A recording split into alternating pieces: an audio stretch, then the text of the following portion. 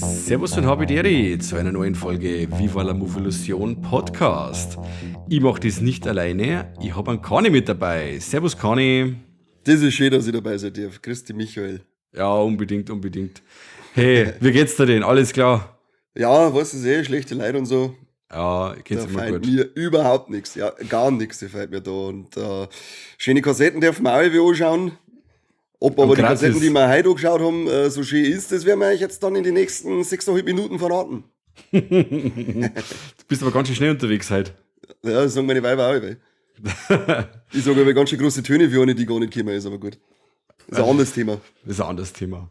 Wir reden nämlich heute über Monster on a Plane. Wir haben da einen Sichtungslink gekriegt.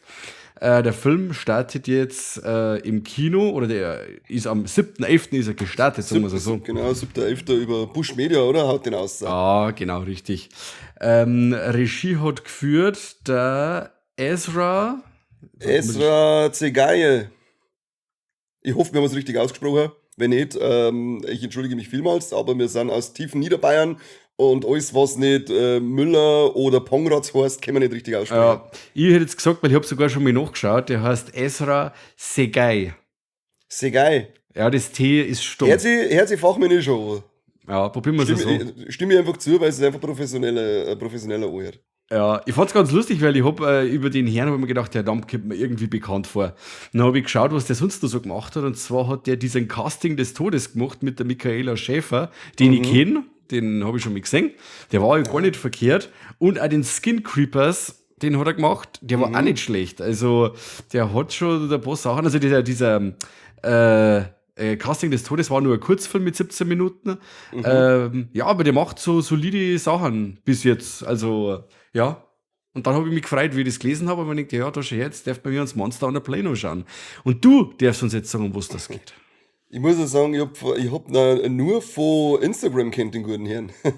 Okay. Ich hab den, irgendwann ist man sich mal gegenseitig gefolgt und habe das ein bisschen begleitet, was er da so treibt, und glaube, Comics zeichnet da auch.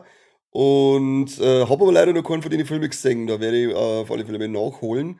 Und als ich dann gesehen habe, dass der ist jetzt halt im Brüssel Filmfestival gelaufen und in Sitges und so. Und als uns dann der liebe Daniel von der Bush Media Group geschrieben hat, ob wir da was gucken wollen, habe ich gesagt, ja, freilich gucken wir was.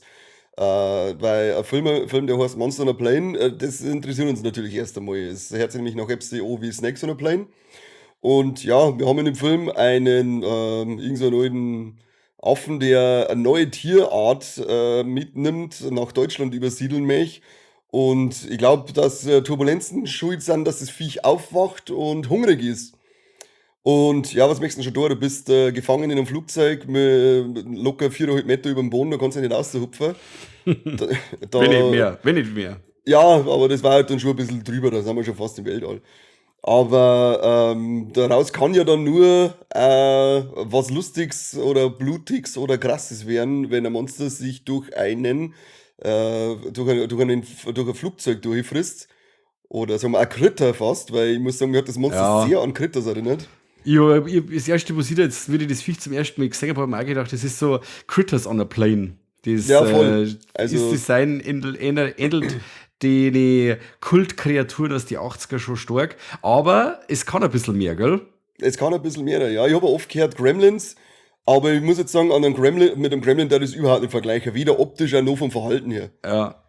Aber wie mir ich gedacht habe, wie die Prämisse von dem Film gehört habe, da habe ich sofort an die Twilight Zone Folge denken müssen mit diesem eben Gremlin auf die Tragflächen. Da gibt's ja Otto, wir haben einen Gremlin an der Seite hängen, das haben wir gleich. Genau, diese Simpsons-Verarsche kommt eben von der Twilight Zone Folge her. Und da gibt's ja quasi eine alte Schwarz-Weiß-Folge, und in dem Film Twilight Zone the Movie wird das auch nochmal aufgearbeitet, das Ganze nur in Farbe. Und ja, so verkehrt sind wir nicht dran. Nur nicht, dass da einer wahnsinnig wird quasi, weil er da was sagt da draußen, wo ihm keiner glaubt. sondern wir haben da wirklich das Viech an Bord, das dann nach und nach die Besatzung dezimiert. Er hat einen Hunger auch. Und das Essen im Flugzeug soll ja nicht so gut sein, habe ich gehört. Ich weiß nicht, ich habe auch schon ein paar Sachen gehört, die waren irgendwie nicht einmal so schlecht. Ich hab gemeint, du schützt im Flugzeug gerade über deine Nachbarns Kohle um. Das kann auch passieren. Wenn man wieder voll drauf ist auf seine Flugangsttabletten, dann kann das schon mal passieren. Ja, was war das für Flugangst-Tabletten? Fangt die mit H auf und hört mit Heroin auf? Nein, um Himmels Willen nicht so hart. Die haben wirklich verschrieben vom Doktor. Also ich habe die nicht irgendwo gekauft bei unserem Bahnhofsklo oder sowas.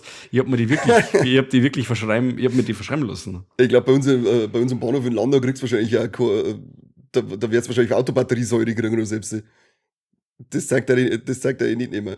Aber ja, ich brauche da irgendwas sowas Harz fürs Fliegen, weil da bin ich keiner dafür. Und wie das Essen da schmeckt, weiß ich auch nicht. Auf alle Fälle nicht gut genug für unser Monster. Ja. Weil, wie der Mike schon gesagt hat, es brodelt sich dann ordentlich durch die Leute da durch. Und was ich da auf alle Fälle gleich mal sagen möchte, ist, dass die handgemachten Effekte echt geil ausgeschaut haben. Leider, das einzige Manko, was ich da war, dass die meistens halt dann erst, wenn es schon passiert ist, waren die handgemachten Puppen dann, sind nicht dann parat gelegen. Und man hat ein bisschen ein kreisliches CGI-Blut dann immer noch ausspritzen gesehen. Das hat das ein bisschen getrübt, diese guten handgemachten Effekte. Ich habe mir das auch gedacht. Und das ist, du greifst jetzt quasi schon meine Tops und Flops vor. Das ist Tops Ach so, und Flop. ja, ich habe gesagt 6 Minuten. Top und Flop, alles in einem, weil das ist wirklich die praktischen Effekte. Ich sag noch einmal, wo es das Gesicht wegfressen wird oder irgendwie geil, so. Also wirklich voll toll. Und sie haben auch wirklich dann Blut, also Kunstblut, das verspritzt wird und dann dazwischen noch so das CGI-Blut, wo ich mir gedacht habe, das braucht's jetzt eigentlich gar nicht. Lieber ist es ein wenig weniger und ist praktisch, anstatt dass ich noch da diese CGI-Fadal da mit einmache. Und wie gesagt, also die praktischen Effekte fand ich mega und auch dieses ziemlich authentische Setting mit dem Flugzeug, ich fand das cool, aber dieses CGI, das hat's nicht braucht. Also Ezra, das hat's nicht braucht. Das hast du gut gemacht, so wie es war, aber der CGI-Mann, der hat das ein bisschen verkatzelt. Muss ich auch sagen. Also, das war wirklich beim ersten Ding, wo ich gesehen habe, denke so, schaut geil aus und dann spritzen so ein paar so Fahnen aus. Und ich so, warum? Das war völlig unnötig. Das braucht kein Mensch nicht. Das war, als hättest du jetzt einfach nur, keine Ahnung, ein Dildo durchs Beitel geschmissen. Völlig unnötig. Kein Mensch jetzt braucht. Ja, aber Dildo durchs Beitel schmeißt ist schon wieder lustig. Prinzipiell ist, ja, in dubio pro Dildo, das stimmt schon. Dann sagen wir, als hättest du Meerschweinel durchs Beitel geschmissen oder selbst. Also, völlig unnötig, fehl am Platz, finde ich auch, hätte es nicht braucht, weil die handgemachten Effekte dadurch. Also mir haben die ja direkt abgelenkt von die guten handgemachten Effekte. Man denkt zuerst so, das schaut ja geil, handgemachte Effekte, schaut gut aus. Jetzt wenn ich nur mehr handgemachte Effekte sage, dann geißelt ich mich selber. Und dann auf einmal so CGI, Kreislingsblut, und ich mir so, na warum, jetzt sage ich gerade nur das, als kann ich mich auf nichts anderes mehr konzentrieren und habe einen Film ausgemacht nach 10 Minuten. Nein, habe ich natürlich nicht. Mir hat es wieder gefreut, dass wir Eva Habermann wieder gesehen haben. Habe ich mir auch gedacht. Die habe ich schon, wann haben wir das letzte, war das nicht Syst? Ja. Ja, ziemlich ekliger Hammer gewesen. Ja, du wirst es wahrscheinlich zuletzt bei das Traumschiff gesehen haben, so wie die kennen. Ja, da haben wir immer gut dabei. Aber ich schaue es auch nur wegen die Landschaften, oder? Ja, und wegen der Eva natürlich. Also, ja, genau. Also ich kenne die Eva noch ganz von früher, wo es bei Lex der Dark Zone dabei war oder so. Also ich mag die Dame, die war immer kommod. Oder die ist kommod, sagen wir so. Die war schon immer kommod. Dieser ist ja allgemein, sind verhältnismäßig viel bekannte Gesichter drinnen. Man hat eben, wie du schon gesagt hast, die Eva Habermann. Dann an David Brückner haben wir dabei. Der heißt David. Entschuldigung, habe ich nicht gewusst. David, stimmt, ich heiße ja Daniel. Ich weiß das. Also ich habe schon einen Podcast gehört mit ihm und er besteht darauf, dass er David genannt wird. Also, der war jederzeit. Ja. David, ich sag alles zu dir, wie du genannt werden möchtest, dann nenne ich die, Baby. Über dessen Film, Der Wolf, haben wir ja auch schon eine Episode gemacht. Ja, genau. Könnt ihr mir reinhören, wenn es euch interessiert. Der hat dann auch noch Rapunzels Fluch 1 und 2 gemacht. Wen haben wir noch gesehen? MC Fitty. Wer ist das? Das habe ich gelesen, aber wer ist das? Der mit der Brain und mit dem Vollbart. Ja, aber wer ist das? Was kann der? Hat der schon irgendwas gemacht? Was ist der hat Fritt-Werbungen gemacht. Okay, für die lecker Gürtel. Genau, ja. Und Musik, aber nicht deine. Also ein Hippity-Hop oder was? Ja, also da jetzt schon eher in diese Sparte reinhauen, ja. Okay. Deutet auch das MC im Namen an. Ach, okay. Das heißt der Microphone-Checker quasi, oder? Ja, genau, Microphone-Checker. Ich bin voll dabei. Du bist richtig dabei, ja. Du bist richtig im Rap-Business, bist einfach drinnen, gell? Ja, da bin ich gut. Das kann ich. Und natürlich, die eine, die ich immer gern sehe in so Genrefilme in Deutsche, Michaela Schäfer. Michaela Schäfer. Die hat uns ja, natürlich, ach du Scheiße, hat uns die versüßt. Die hat eben auch bei dem besagten Casting des Todes auch mitgespielt und so. Und auch von Marcel Walz natürlich, Seed 2 war es dabei.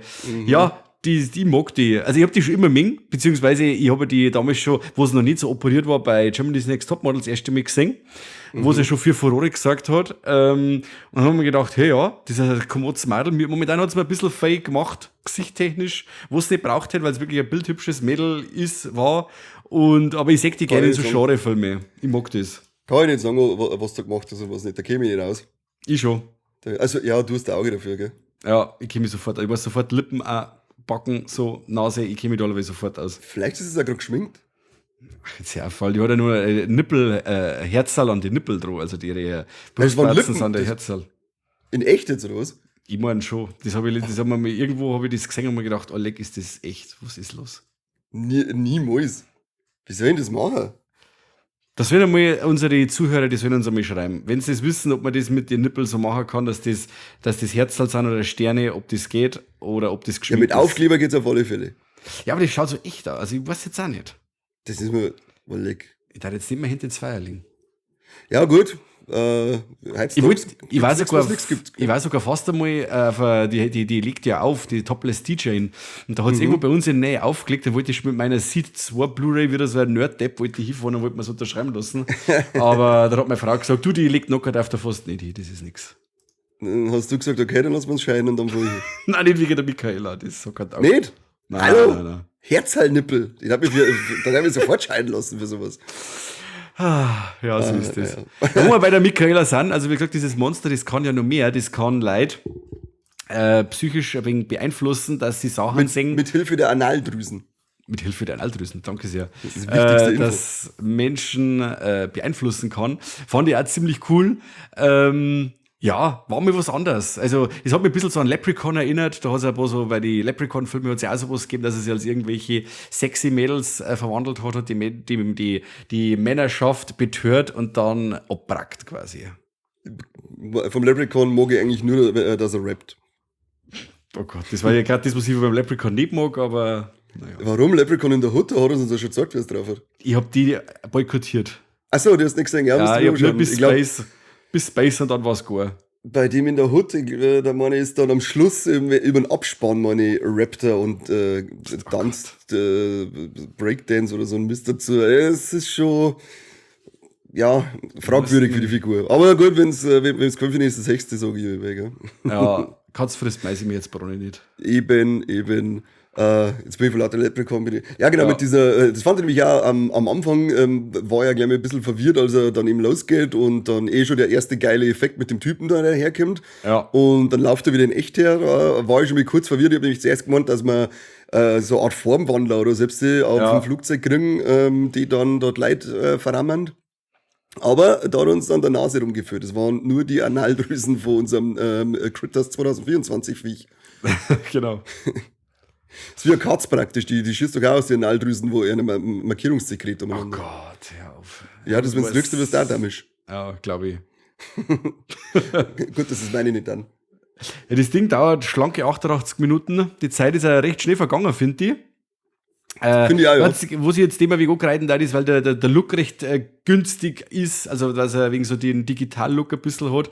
Aber ich hätte auch wegen Google gehabt, was das Ding Budget hat und ich glaube, das war nicht viel.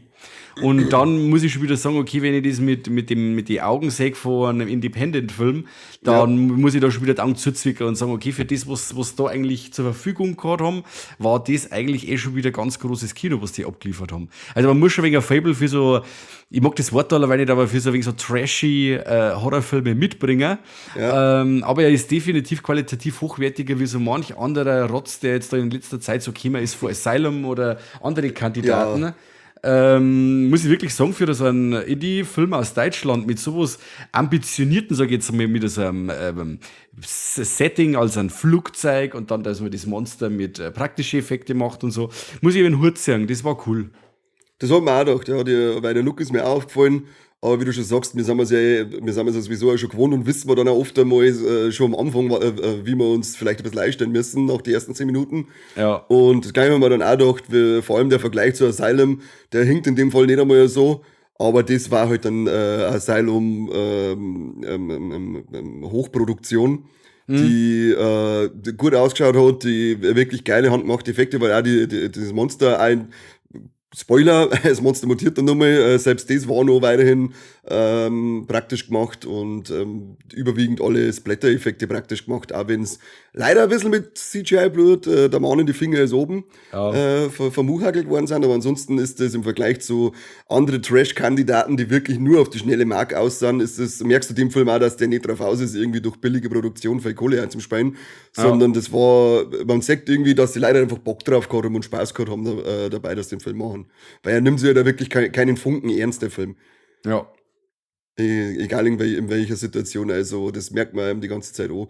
Deswegen ist es dann ein angenehmeres Schaugefühl gewesen, weil ich finde wenn man mal bei Asylum bleibt oder die ganzen anderen Trash-Affen, die kannst du halt einfach nicht anschauen, oftmals, weil sie die also bierernst nehmen und kennen halt einfach nix. Egal, ob es witzig, trashig sei ist oder ob es blutig sei ist oder sonst, die kennen einfach gar nichts. Das ist einfach, als hätte jemand auf Leimund geschissen.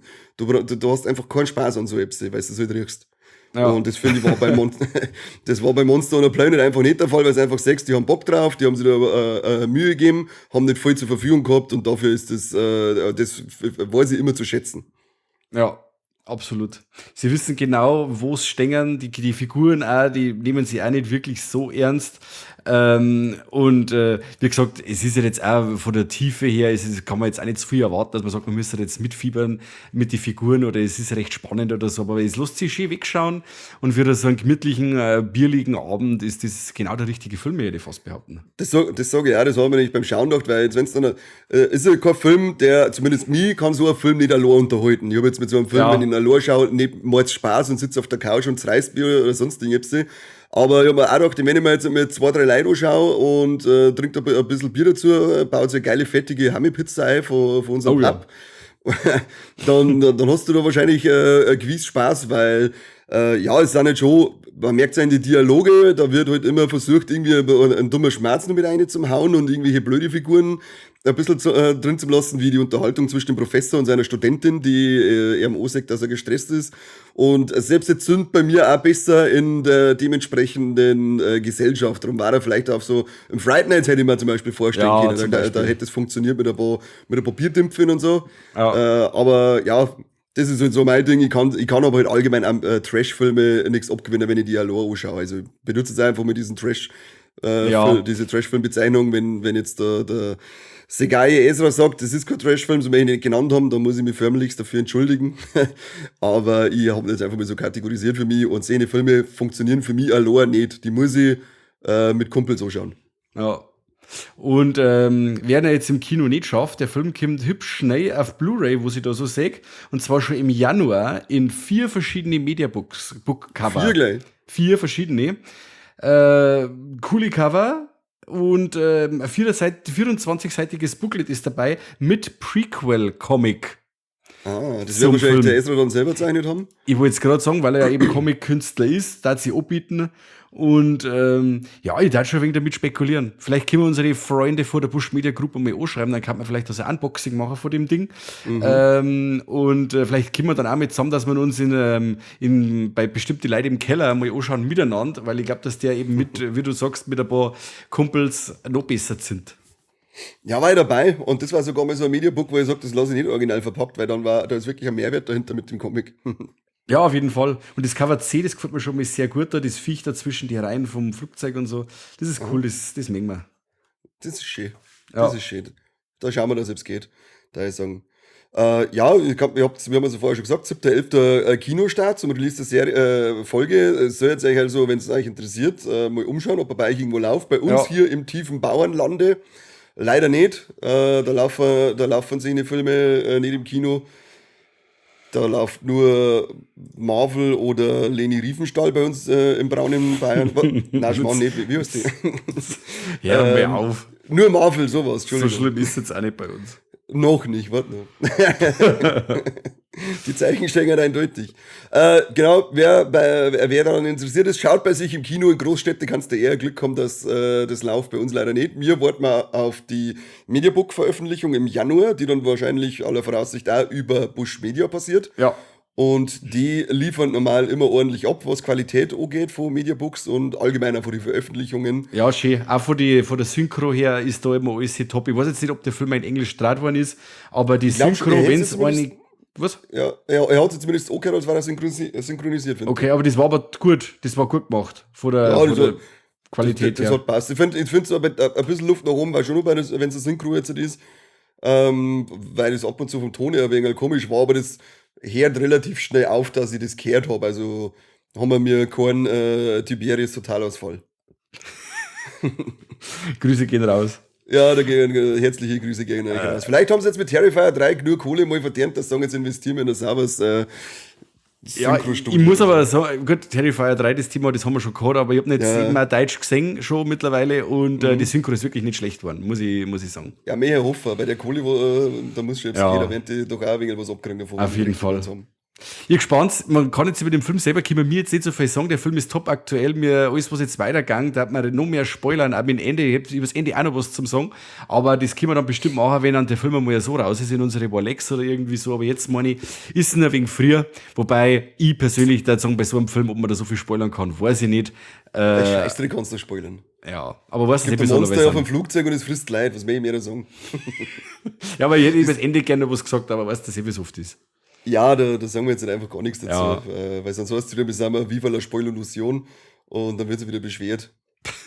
Der Philipp hat sich heute im Kassettenschmerz schon beschwert, weil ich gesagt habe, hey, bei Substance, die Substanz, die das und das macht, hey, hast du jetzt den Film gespoilert? Na, das ist die Quintessenz des Films, das ist kein Spoiler. Was da die sagen, beim Herr der Ringe wollen sie einen Ring in den Berg einschmeißen, ne? Hast du jetzt gespoilert? Na, das ist die Quintessenz, in Gottes Namen. Hau die ein, Philipp. Okay. Mikey Boy, was ist denn dein Top und dein Flop? Hau mal raus. Hab ich schon gesagt. Hab ich schon gesagt. Achso, Entschuldigung. Hab ich schon gesagt. Ich habe diese ergonomisch eingebaut. Ja, ich weiß nicht mehr. Also mein Top ist diese tollen praktischen Effekte. Das hat mich wirklich einmal interessieren. Ich hoffe halt auch beim Bonusmaterial, dass man sagt, wer das gemacht hat oder wie sie es gemacht haben. Allgemein, sowas interessiert mich allerweil. Und vor allem, wenn es dann also eine deutsche Produktion ist, noch viel mehr Props, weil ich deutsches Kino eigentlich oder Genre-Kino sehr gern sehe. Und dann einmal, mehr sehen, wie das in Deutschland dann auch abläuft oder wer das in Deutschland macht und so. Fand ich super. Und wie gesagt, dieses CGI-Blut das hat mich traurig gemacht. Also nicht grantig, es hat mich traurig gemacht. Weil ich sage, jetzt haben sie so viel Arbeit haben sie gemacht und dann lassen sie das noch da umeinander spritzen. Es war schon so krass, da überall das gespritzt hat. Und dann noch dieses CGI-Ding dazu, das hätte es nicht braucht. Sorry. Ja, vielleicht bearbeitet das noch. Macht einen Director's Cut. Ja. Ezra, mach einen Director's Cut, lass das raus und das Ding funktioniert für uns voll. Klein O-Geiler, ja, genau. Ja. Effekte, wenn man jetzt auf IMDb schaut, dann hat man hier das Make-up-Department, das war Elvin Essens und Simone Simeone und Simone, hä?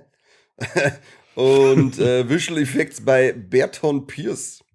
Aber da steht jetzt auch nicht irgendwie, ich weiß nicht, die sagen den Namen wahrscheinlich auch nichts, weil da steht jetzt nicht irgendwie eine Firma oder sonst irgendwas dahinter. Ich möchte sie Making-of sehen. Ich möchte sehen, wie sie es machen und so. Sowas mag ich sehen. Her damit, ja. Ich muss mir leider, normal sind wir unterschiedliche haben, aber in dem Fall ist der Kommen nicht dabei. Darum kann man uns am Arsch lecken. Denn mein großes Manko ist dieses völlig unnötige CGI-Blut. Ich sag weg damit, braucht kein Mensch nicht, macht nichts besser. Das hat vorher funktioniert ohne, in meinen Augen, 100-mal geiler. Ja. Und mein Top ist dafür aber das kleine Monster-Design. Das finde ich cool. Mir hat das kleine Viech gefallen. Ich mag nämlich auch die Critters sau gern und da mir so an die Critters erinnert hat, haben sie mir da gleich gehabt mit dem Design. Finde ich cool.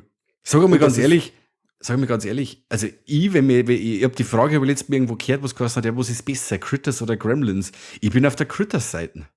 Da bin ich schon bei den Gremlins. Okay. Bei mir zum Beispiel da der zweite Teil überhaupt nicht gefallen hat und der erste, ist ein schöner Weihnachtsfilm, aber ich finde, Critters sind irgendwie so der buckelige Großcousin von den Gremlins und die einfach grintiger. Ich mag die lieber.